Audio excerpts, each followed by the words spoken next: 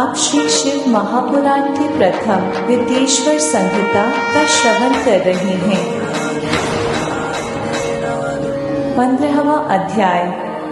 कथा का नाम है देश, काल, पात्र और दान आदि का विचार। ऋषिगण बोले, समस्त पदार्थों के ज्ञाताओं में श्रेष्ठ हे सूची, अब आप क्रमशः देश, काल आदि का वर्णन करें।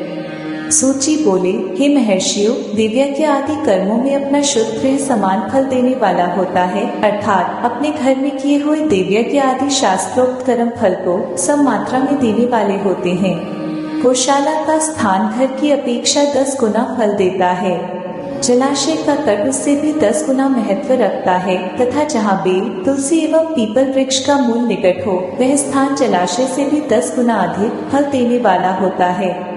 देवालय को उससे भी 10 गुना महत्व का स्थान जानना चाहिए।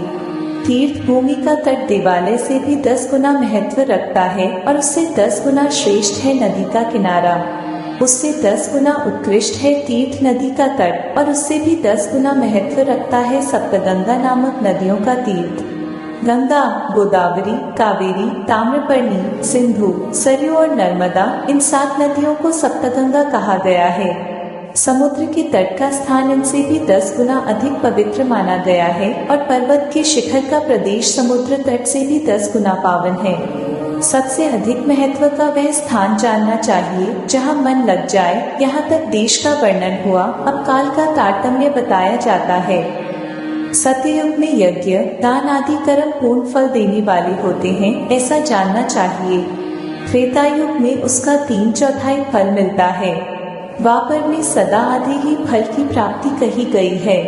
कलयुग में 1/4 ही फल की प्राप्ति समझनी चाहिए और आधा कलयुग बीतने पर उस फल में से भी 1/4 कम हो जाता है। शुद्ध अंतःकरण वाले पुरुष को शुद्ध एवं पवित्र दिन सम फल देने वाला होता है। हे विद्वान ब्राह्मणों, सूर्य संक्रांति के दिन किया हुआ सत्कर्म पूर्वोक्त शुद्ध दिन की अपेक्षा 10 गुना फल देने वाला होता है, यह जानना चाहिए। उससे भी 10 गुना अधिक महत्व उस कर्म का है जो विषुव नामक योग में किया जाता है। ज्योतिष के अनुसार वह समय जबकि सूर्य विषुव रेखा पर पहुंचता है और दिन तथा रात दोनों बराबर होते हैं। यह वर्ष में 2 बार आता है, एक तो सौर चैत्र मास की 9वीं तिथि या अंग्रेजी दिनांक 21 मार्च को और दूसरा आश्विन की 9वीं तिथि या अंग्रेजी दिनांक 22 सितंबर को। दक्षिणायन आरंभ होने के दिन अर्थात कर की संक्रांति में किए हुए पुण्य कर्म का महत्व विषुव से भी 10 गुना अधिक माना गया है। उससे भी 10 गुना अधिक मकर संक्रांति में और उससे भी 10 गुना अधिक चंद्र ग्रहण में किए हुए पुण्य का महत्व है। सूर्य ग्रहण का समय सबसे उत्तम है। उसमें किए गए पुण्य कर्म का फल चंद्र ग्रहण से भी अधिक और पूर्ण मात्रा में होता है। इस बात को विज्ञ पुरुष जानते हैं। जगत रूपी सूर्य का राहु रूपी विष से संयोग होता है, इसलिए सूर्य ग्रहण का समय रोग प्रदान करने वाला है। अतः उस विष की शांति के लिए उस समय स्नान, दान और जप करना चाहिए। वह काल विष की शांति के लिए उपयोगी होने के कारण पुण्यप्रद माना गया है। जन्म, नक्षत्र के दिन तथा व्रत की पूर्ति के दिन का समय सूर्य ग्रहण के समान ही समझा जाता है, परंतु महापुरुषों के संग का काल करोड़ों सूर्य ग्रहण के समान पावन है, ऐसा ज्ञानी पुरुष मानते हैं। तपोनिष्ठ योगी और ज्ञाननिष्ठ यति ये पूजा के पात्र हैं, क्योंकि ये पापों के नाश में कारण होते हैं। जिसने 24 लाख गायत्री का जप कर लिया हो, वह ब्राह्मण भी पूजा का पात्र है। उसका पूजन संपूर्ण फलों और भोगों को देने में समर्थ है। जो पतन से त्राण करता अर्थात नरक में गिरने से बचाता है, उसके लिए इसी गुण के कारण शास्त्र में पात्र शब्द का प्रयोग होता है। वह दाता को पाप से त्राण प्रदान करने के कारण पात्र कहलाता है। गायत्री अपना दान करने वाले का अधोक्ति से त्राण करती है, इसलिए वह गायत्री कहलाती है। जैसे इस लोक में जो धनहीन है वह दूसरे को धन नहीं दे सकता, जो यहाँ धनवान है वही दूसरे को धन दे सकता है, उसी तरह जो स्वयं शुद्ध और पवित्र आत्मा है वही दूसरे मनुष्यों का त्राण या उद्धार कर सकता है। जो गायत्री का जप करके शुद्ध हो गया है वही शुद्ध ब्राह्मण कहा जाता है। इसलिए दान, जप, होम, पूजा इन सभी कर्मों के लिए वही शुद्ध पात्र है। ऐसा ब्राह्मण ही दान लेने तथा रक्षा करने की पात्रता रखता है। स्त्री हो या पुरुष, जो भी भूखा हो वही अन्नदान का पात्र है। श्रेष्ठ ब्राह्मण को समय पर बुलाकर उसे धन अथवा उत्तम वाणी से संतुष्ट करना चाहिए। इससे अभीष्ट फल की प्राप्ति होती है। जिसको जिस वस्तु की इच्छा हो उसे वह वस्तु बिना मांगे ही दे दी जाए तो दाता को उस दान का पूरा फल प्राप्त होता है। ऐसी महर्षियों की मान्यता है। जो याचना करने के बाद दिया गया हो वह दान आधा ही फल देने वाला बताया गया है। अपने सेवक को दिया हुआ दान 1/4 फल देने वाला कहा गया है। हे विप्र वरो, जो जाति मात्र से ब्राह्मण है और दीनतापूर्ण वृत्ति से जीवन बिताता है, उसे दिया हुआ धन का दान दाता को इस भूतल पर 10 वर्षों तक भोग प्रदान करने वाला होता है। वही दान यदि वेदवेता ब्राह्मण को दिया जाए तो वह स्वर्गलोक में देवताओं के 10 वर्षों तक दिव्य भोग देने वाला होता है। गायत्री जापक ब्राह्मण को दान देने से सत्यलोक में 10 वर्षों तक पुण्य भोग प्राप्त होता है और विष्णु भक्त ब्राह्मण को दिया गया दान वैकुंठ की प्राप्ति कराने वाला जाना जाता है। शिव भक्त विप्र को दिया हुआ दान कैलाश की प्राप्ति कराने वाला कहा गया है। इस प्रकार सबको इन लोकों में भोग प्राप्ति के लिए दान देना चाहिए। रविवार के दिन ब्राह्मण को दशांग अन्न देने वाला मनुष्य दूसरे जन्म में 10 वर्षों तक निरोग रहता है। बहुत सम्मान पूर्वक बुलाना, अभ्यंग, चंदन आदि, पात सेवन, वस्त्र, गंध आदि से पूजन, घी के मालपुए आदि सुंदर भोजन, छहों रस व्यंजन, दक्षिणा सहित तांबूल, नमस्कार और जाते समय अनुगमन, ये अन्नदान के 10 अंग कहे गए हैं। 10 ब्राह्मणों को रविवार के दिन दशांग अन्न का दान करने वाला 100 वर्ष तक निरोग रहता है। सोमवार आदि विभिन्न वारों में अन्नदान का फल उन वारों के अनुसार दूसरे जन्म में इस पृथ्वी लोक में प्राप्त होता है, ऐसा जानना चाहिए। 7 वारों में 10 ब्राह्मणों को दशांग अन्न दान करने से 100 वर्ष तक आरोग्य आदि फल प्राप्त होते हैं।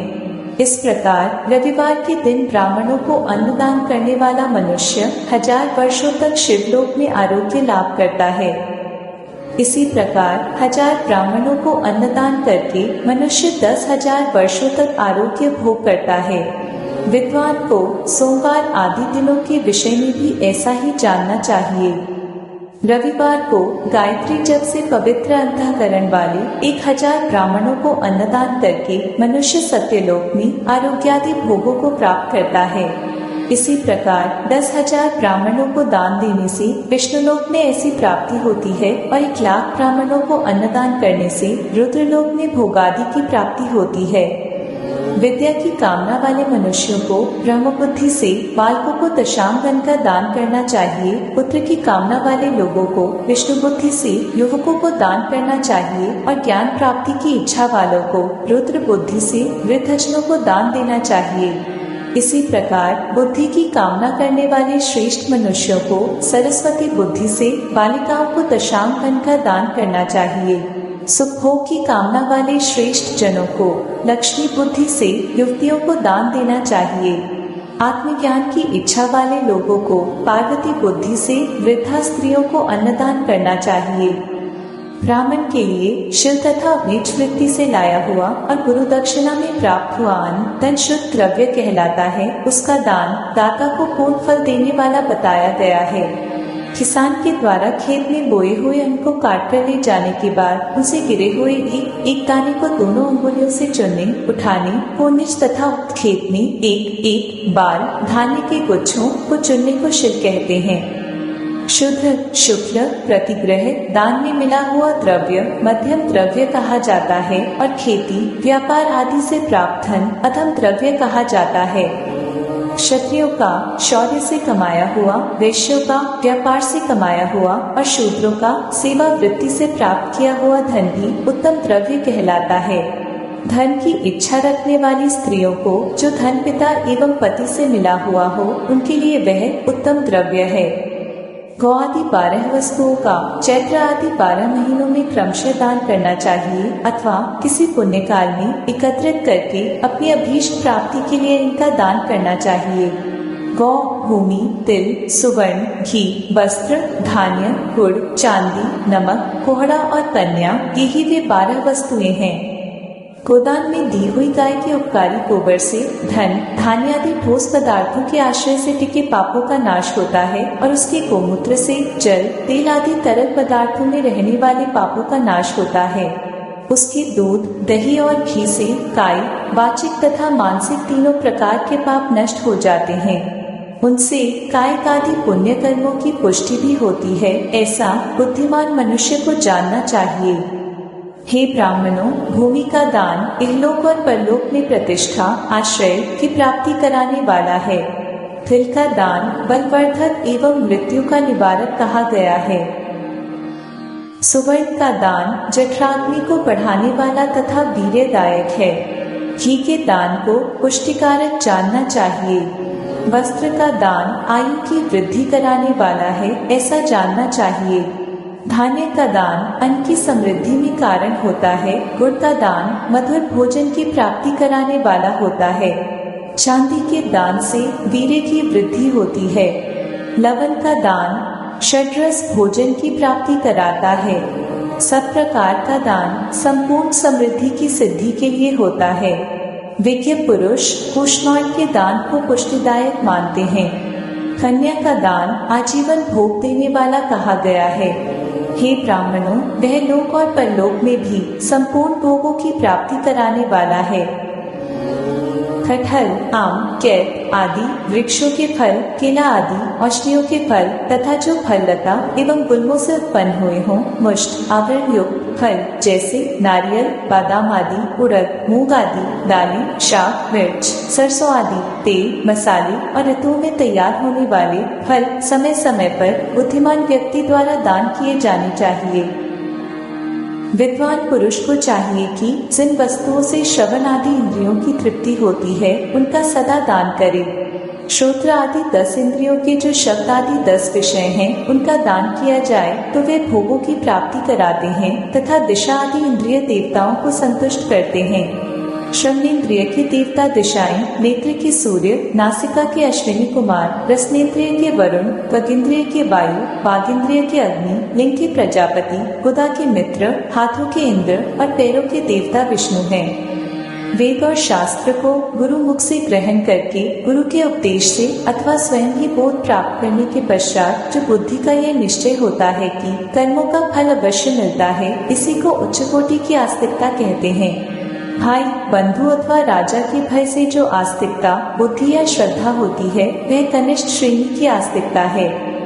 जो सर्वथा दरिद्र है, जिसके पास सभी वस्तुओं का अभाव है, वह वाणी अथवा कर्म, शरीर द्वारा यजन करे।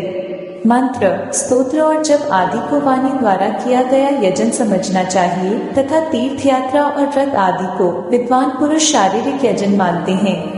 जिस किसी भी उपाय से थोड़ा हो या बहुत देवतार्पण बुद्धि से जो कुछ भी दिया अथवा किया जाए, वह दान या सत्कर्म भोगों की प्राप्ति कराने में समर्थ होता है।